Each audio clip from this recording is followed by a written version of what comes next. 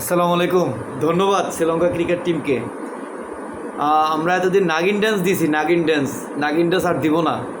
আপনাদেরকে 16 কোটি মানুষ প্রাণ থেকে ভালোবাসছে, আজকে মন থেকে ভালোবাসছে। ঠিক আছে, আফগানিস্তান তাদের কালচার আসলে মুসলমান হলেও তাদের উগ্রতা আমাদের তাদের সাথে মিল যায় না। ঠিক আছে, ক্রিকেট একটা সৌন্দর্যপূর্ণ খেলা।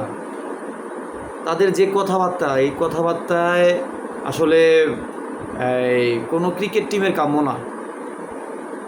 রশিদ খান অনেক বড় বড় কথা বলছে, ওই আজকে রশিদ খানের বড় বড় কথা।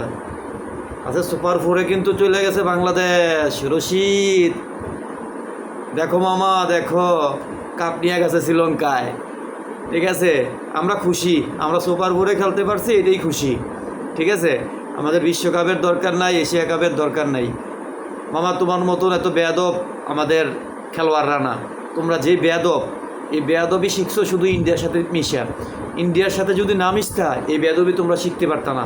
তোমাদের এই অধপতনের মূলে হচ্ছে ইন্ডিয়া। ঠিক আছে, ভারত প্রীতি যে করবে সেই শালাই মরছে। ভারত প্রীতি যে শালাই করবে সে শালাই মরছে। ঠিক আছে, তার জন্য বলি, ভারত বয়কট ভারত। শ্রীলঙ্কা বাংলাদেশ ভাই ভাই, পাকিস্তান মাঝখান দিয়ে আসি যাই। ঠিক আছে, আমরা এখন শ্রীলঙ্কার সাপোর্টার।